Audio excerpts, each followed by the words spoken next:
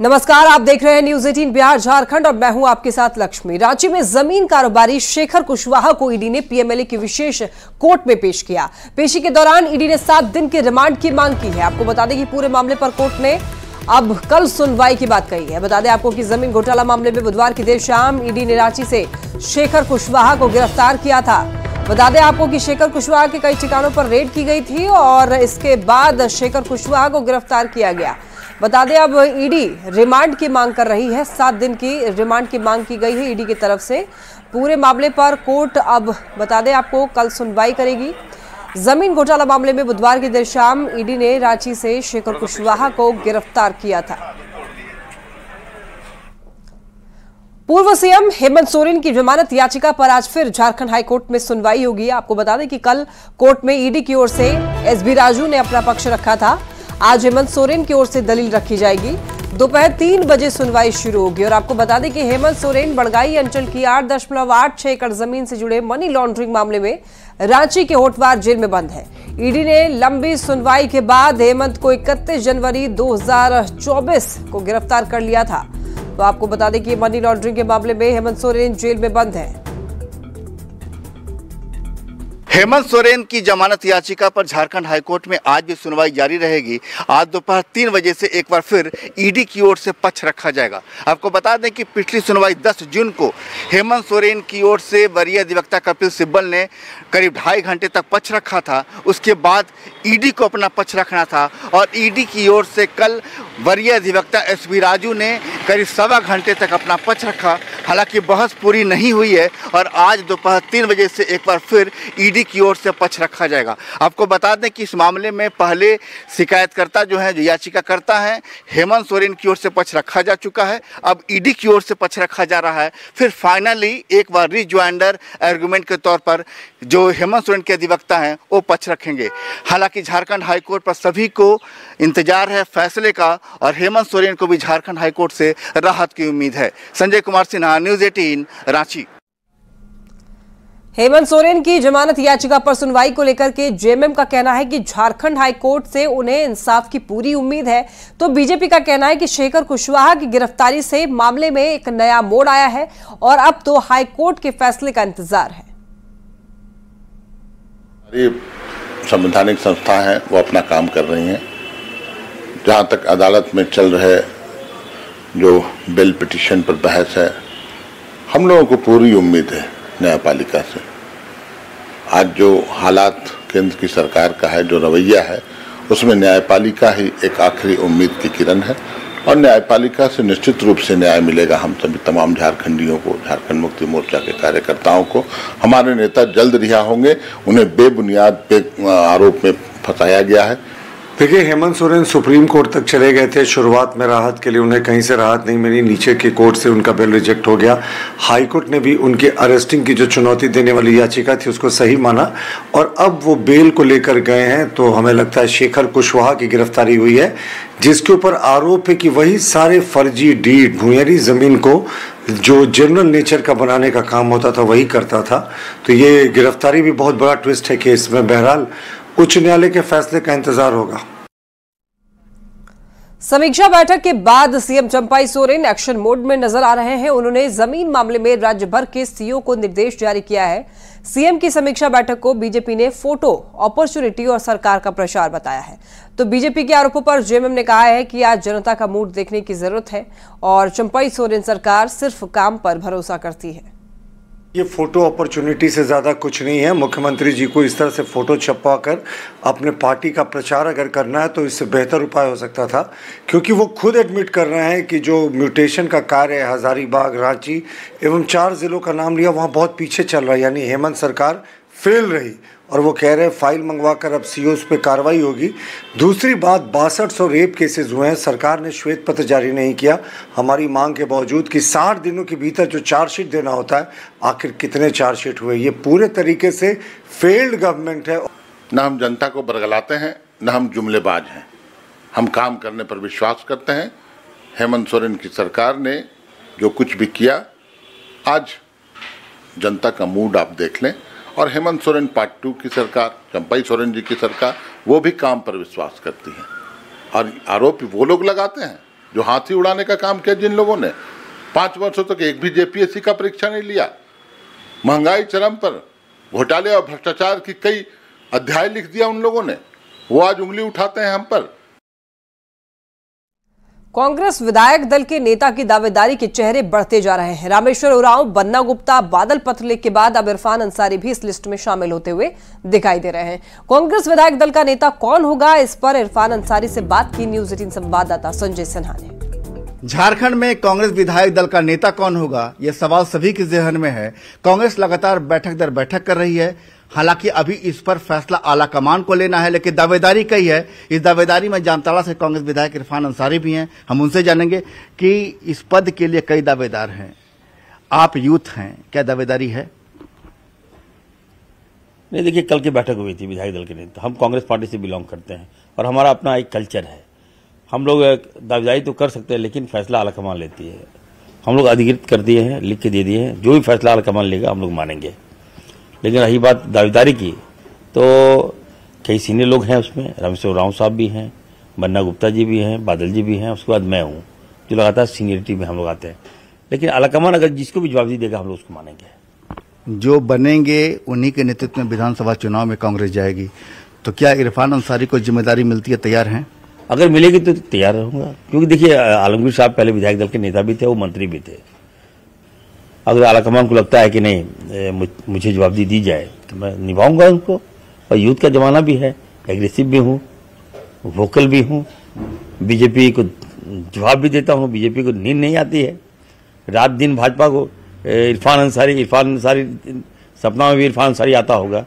तो इरफान अंसारी साहब बता रहे हैं कि जिम्मेदारी मिली तो जरूर निभाएंगे, चाहे कांग्रेस विधायक दल के नेता की जिम्मेदारी हो या फिर ग्रामीण विकास विभाग मंत्रालय की जिम्मेदारी, जो कि आलमगीर आलम साहब के अभी रिजाइन देने से पद खाली हुआ है। ये कह रहे हैं जो जिम्मेदारी मिली निभाने के तैयार है, खुद को यूथ भी बता रहे हैं। कैमरा में संजीव तिवारी के साथ संजय कुमार सिन्हा, न्यूज 18 रांची। मोदी 3.0 के कैबिनेट में एक मुस्लिम को मंत्री नहीं बनाने पर कांग्रेस और बीजेपी आमने सामने आ गई है। कांग्रेस विधायक इरफान अंसारी ने मोदी सरकार पर सवाल उठाया। उन्होंने कहा कि मंत्रिमंडल में मुसलमानों को जगह न देकर मुसलमानों को नीचा दिखाने का काम किया गया है। बीजेपी ने आरोपों पर पलटवार किया और कहा कि प्रधानमंत्री मोदी ने पिछले 10 सालों में सबका साथ और सबका विकास के तहत काम किया है। देश के प्रधानमंत्री से ये उम्मीद नहीं थी हम लोगों को। प्रधानमंत्री को चाहिए था, जब आप देख सकते हैं 30 से 35 करोड़ की आबादी हमारे हिंदुस्तान में अक़लियत की है, मुसलमान भाइयों की है, उसके बाद भी आप एकदम इस तरह का भेदभाव आपने किया। लोग पूछ रहे हैं हमसे कि प्रधानमंत्री ये आज़ादी नहीं चलेगा। देश को आज़ादी दिलाने में भाजपा की कोई भूमिका और आरएसएस की कोई भूमिका नहीं रही। अक़लियत ने कुर्बानी दिया, देश को आज़ादी दिलाई, तब जाके हमारा हिंदुस्तान आज़ाद हुआ। चुनावों के दौरान सलमान खुर्शीद की बहन मुसलमान समाज से कहेंगे कि बीजेपी के खिलाफ वोट जिहाद करो। मुस्लिम समाज उनकी बातों में भी आ जाता है, वोट जिहाद की अपील को सर माथे पर लेते हैं। उसके बाद झारखंड में इरफान अंसारी कह रहे हैं कि मंत्रिमंडल के विस्तार में मोदी ने किसी मुस्लिम समाज के व्यक्ति को प्रतिनिधित्व नहीं दिया। या तो वोट जिहाद कर लो बीजेपी के खिलाफ, या फिर सबका साथ सबका विकास जो प्रधानमंत्री जी ने 10 वर्षों तक करके दिखाया। योजनाओं में न किसी के साथ भेदभाव किया गया, न जाति पूछी गई, न धर्म पूछा गया। मुसलमान समाज को भी बराबर अधिकार मिला, उनको लाभ भी मिला। चतरा से चुनाव जीतने के बाद कालीचरण सिंह पलामू पहुंचे और इस दौरान उन्होंने मेदिनीनगर के परिषद भवन में लोगों से मुलाकात कर उनको धन्यवाद दिया। कालीचरण सिंह ने कहा कि चतरा संसदीय क्षेत्र में अफीम तस्करों पर नकेल कसने की दिशा में भी प्रयास किया जाएगा। हम सभी लोग इनका हार्दिक स्वागत। थोड़ा ये मैं उस पर ये कराऊंगा, प्रयास करूंगा उनसे, और जागरूकता फैलाना बहुत सभी की ड्यूटी है। एक एमपी या एक एमएलए बहुत कोई समस्या का समाधान नहीं कर पाता है, स्वयं भी गाँवों में भी जाकर, और हमारे कई एनजीओज हैं, कई संस्थाएं हैं, स्वयंसेवी संस्थाएं भी, उन लोग से सहयोग देंगे। भाई जागरूकता फैला करके कम से कम उनको बताइए कि आने वाली पीढ़ी बर्बाद हो रहा है और बर्बाद नहीं हो, कई चीज़ों से बर्बाद हो रहा है। ये मैं प्रयास करूँगा। मुख्यमंत्री चंपाई सोरेन लगातार मंत्रियों और अधिकारियों के साथ में समीक्षा बैठक कर रहे हैं। राज्य को विकास की पटरी पर लाने के लिए कई विभागों के अधिकारियों के साथ लगातार बैठक कर रहे हैं। झारखंड मंत्रालय में अधिकारियों की उपस्थिति में आपको बता दें कि फ्लाईओवर ब्रिज और शहरों की ट्रैफिक व्यवस्था से संबंधित काम की समीक्षा कर रहे हैं। पलामू में मेदिनी राय मेडिकल कॉलेज में बड़ी लापरवाही सामने आई है। भीषण गर्मी में सुबह से ही ओपीडी में इलाज कराने के लिए आए हुए मरीज डॉक्टर के लिए घंटों घंटों इंतजार कर रहे हैं। अस्पताल के ओपीडी का समय सुबह 9 बजे से, लेकिन बता दें आपको 10 बजे तक भी डॉक्टर अपने चैम्बर में नहीं पहुंच रहे हैं। मौके से ज्यादा जानकारी दे रहे हैं न्यूज 18 संवाददाता नीलकमल। लापरवाही दिन ब दिन बढ़ती जा रही है और ये तस्वीर लगातार नजर आ रही है। आज जो तस्वीर मैं दिखाने की कोशिश करूंगा, ठीक आप देख सकते हैं कि ये ओपीडी में अभी अगर हम समय की बात करें तो 9:30 बज रहे हैं, लेकिन अभी तक ओपीडी में ना ही चिकित्सक है ना ही कर्मी है। और यहाँ पे देख सकते हैं काफ़ी संख्या में मरीज यहाँ पे बैठे हुए हैं, सुबह से इंतजार कर रहे हैं, चिकित्सक का इंतजार कर रहे हैं। लेकिन आप ओपीडी की जो तस्वीर है, ये सर्जरी ओपीडी 2 नंबर वार्ड है, इसमें आप देख सकते हैं कि यहाँ पे कोई भी स्टाफ और ना ही चिकित्सक यहाँ पे मौजूद हैं। इसके ठीक बगल में मैं मेडिसिन ओपीडी 3 की तस्वीर दिखाने की कोशिश करूँगा, जो कि अभी से जस्ट 2 मिनट पहले ये दरवाज़ा खोला गया है। वो भी मीडिया कर्मी को पहुँचने के बाद ये तस्वीर जो है वो बदली है, लेकिन वो भी आप देखेंगे कि लंबी कतारें लगी हुई है। लेकिन अभी तक इस वार्ड में भी चिकित्सक मौजूद नहीं है। 2 घंटा से 2 घंटा से अभी तक कोई नहीं यहाँ पहुँचे। कोई नहीं आया। आप कब से हैं? 1.5 घंटा हो गया सर। 1.5 घंटा जी सर। लेकिन अभी तक कोई नहीं पहुँचे यहाँ पे, कोई डॉक्टर भी नहीं। और ये दरवाजा कितना देर पहले खुला है? 10 मिनट पहले खुला है। आते हैं हॉस्पिटल में कि बच्ची के लेके आए हैं दवा कराने, अभी तक डॉक्टर नहीं बैठे हैं। गर्मी का दिन है तो समय पे शुरू होना चाहिए था कि नहीं? होना चाहिए। मेदिनी राय मेडिकल कॉलेज अस्पताल की ओपीडी की है। कहीं न कहीं चिकित्सकों की घोर लापरवाही है, मैनेजमेंट की घोर लापरवाही है, जिसके कारण इस भीषण गर्मी में मरीजों को परेशानी का सामना करना पड़ रहा है। नीलकमल, न्यूज 18 पलामू। पश्चिमी सिंहभूम के कई ग्रामीण क्षेत्रों में नल जल योजना का कार्य अधूरा पड़ा हुआ है, जिससे कि ग्रामीणों के घरों तक पानी नहीं पहुंच पा रहा है। जिले के आदर्श गांव माने जाने वाले रागोई गांव की भी हालत यही है। पिछले 6 महीने से काम पूरा नहीं होने से लोग काफी परेशान हैं। मौके से ज्यादा जानकारी दे रहे हैं न्यूज 18 संवाददाता रुपेश प्रधान। घरों तक पानी पहुंचाने के लिए सरकार द्वारा महत्वपूर्ण योजना नल जल योजना जो चलाई जा रही है, पश्चिमी सिंहभूम जिला में भी कई गांवों में बृहद स्तर पर ये योजना का काम चल रहा है। लेकिन कई गांवों में योजनाओं की स्थिति ये है कि निर्माण कार्य अधूरे पड़े हुए हैं और अभी भीषण गर्मी में जब लोगों को पानी की सबसे अधिक आवश्यकता होती है, लोगों को पानी नहीं मिल पा रहा है। आज से लगभग 6-7 महीना हुआ ऐसे ही अधूरा पड़ा हुआ है। उसके बाद कभी ठेकेदार यहाँ गांव में नहीं आया है? नहीं आया है, आता है थोड़ा बहुत काम करके चला जाता है। अभी तो पूरा छोड़ ही दे दिया है। अभी हम लोग को लगता है कि ऐसे ही छोड़ के चला जाएगा। घर के आसपास जो पॉइंट बनना चाहिए वो बना है कि नहीं बना? नहीं बना है, अभी तक उतना पूरा कंप्लीट नहीं हुआ है, तो हम लोग को यहाँ से पानी ले जाना पड़ रहा है दूर। सुबह शाम जब भी पानी का जरूरत पड़ता है यहाँ से? हाँ, सुबह शाम जब पानी का जरूरत पड़ता है तो यहीं से हम लोग को। रागोई गांव में ये स्थिति है कि यहाँ जो भी जल मीनार बन रहे हैं आप देख रहे हैं अधूरे पड़े हुए हैं। यहाँ भी एक जल मीनार आप देख रहे हैं, एक जगह पहले हमने दिखाया और दूसरी जगह यहाँ बड़ा जल मीनार जो यहाँ पर बन रहा है, ये करीब 6 महीना पहले 5-6 महीना पहले बनकर तैयार है। ये जल मीनार स्ट्रक्चर खड़ा हो गया। इसके ऊपर लोगों का, ग्रामीणों का कहना है कि सोलर भी लगा हुआ था, लेकिन काफी दिनों तक ठेकेदार द्वारा काम बंद कर दिए जाने से यहाँ चोरों द्वारा यहाँ का सोलर जो प्लेट लगा हुआ था उसकी भी चोरी कर ली गई है। तो इससे अब ये बेकार पड़ा हुआ है और इसका लोगों के घरों तक जो पानी जलापूर्ति होना चाहिए वो नहीं हो पा रहा है। इन जल मीनारों का काम जल्द पूरा होना चाहिए और लोगों के घरों तक जो योजना का लाभ मिलना चाहिए, पानी पहुंचना चाहिए, वो लोगों को मिलना चाहिए। रुपेश प्रधान, न्यूज 18 चाईबासा। भीषण गर्मी की वजह से नलकारी नदी सूख गई है, जिसके चलते पतरातू डैम का जलस्तर लगातार गिरता जा रहा है। पतरातू डैम का जलस्तर अभी 1218 आरएल के करीब है। देखिए रामगढ़ से न्यूज 18 संवाददाता जावेद खान की रिपोर्ट। रामगढ़ जिले में भीषण गर्मी पड़ रही है। पारा 42 डिग्री को पार कर रहा है। ऐसे में आप देख सकते हैं पतरातू डैम के जल स्तर पर भी इसका असर देखा जा रहा है, क्योंकि पतरातू डैम के जो पानी का मुख्य जो स्रोत है वो यहाँ पर नलकारी नदी है, एक बरघुटवा नदी है। हालांकि ज़्यादा पानी इसमें नलकारी नदी से ही आता है। ऐसे में नलकारी नदी तो सूखी चुकी है, बरघुटवा नदी भी सूख गई है। इसका असर सीधे पतरातू डैम के जल स्तर पर देखने को मिल रहा है। क्या कारण है कि ये डैम में पानी सूखा हुआ, जल स्तर कम है? सर देखिए, बहुत सारे जो ललकारी नदी है उधर से जो बाढ़ आती है उसमें बहुत सी मिट्टी वगैरह सब नदी में आके थोड़ा डैम में आ जाता है। हाँ, वो थोड़ा भर गया, गाद भर जाता है, उसको थोड़ा गहराईकरण करना पड़ेगा। ये जो नदी अपने साथ जो मिट्टी लेके आती है, गाद लेके आती है, वो पतरातू डैम में कहीं न कहीं भर जा रहा है। इससे पानी के संग्रहण क्षमता पर भी असर देखने को मिल रहा है।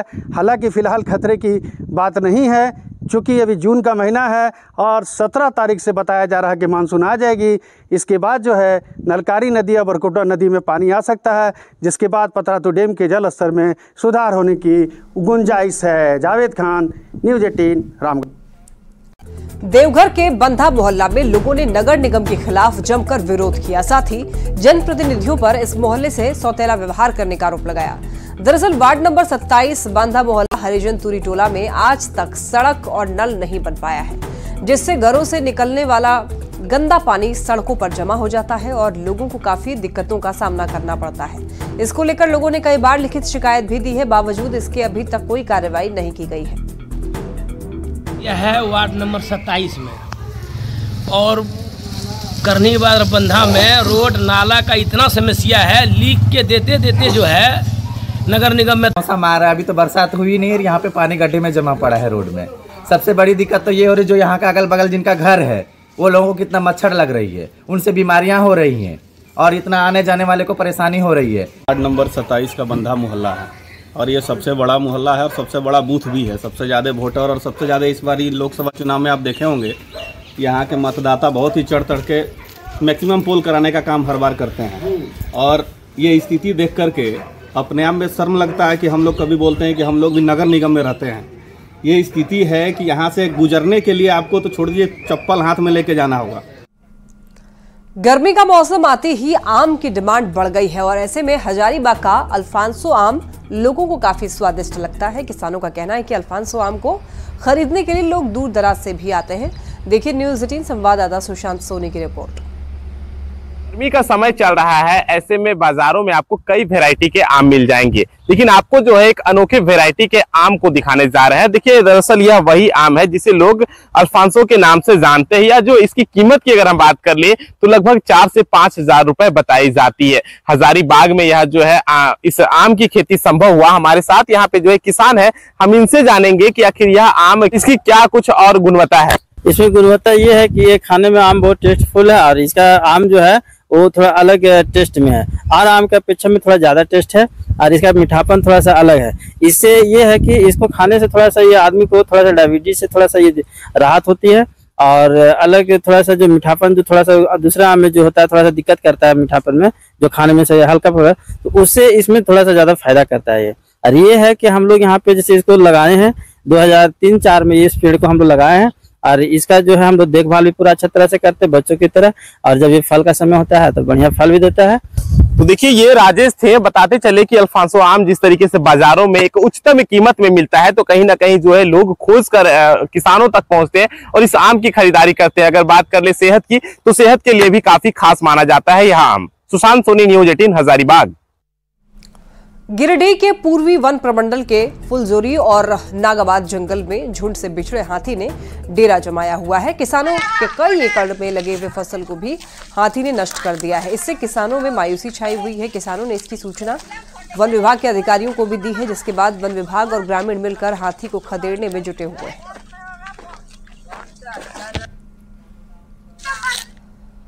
आजादी से पहले राजा महाराजा के समय से चली आ रही छऊ नृत्य की परंपरा अब सरायकेला में लुप्त होती जा रही है। छऊ नृत्य प्रशिक्षण सह प्रदर्शनी केंद्र भवन में ताला लगा हुआ है। यहाँ सिर्फ एक कलाकार चौकीदार बनकर चौकीदारी करते हैं, जिन्हें किसी तरह का कोई वेतन भी नहीं मिलता है। देखरेख के अभाव में अब भवन भी जर्जर होने लगा है।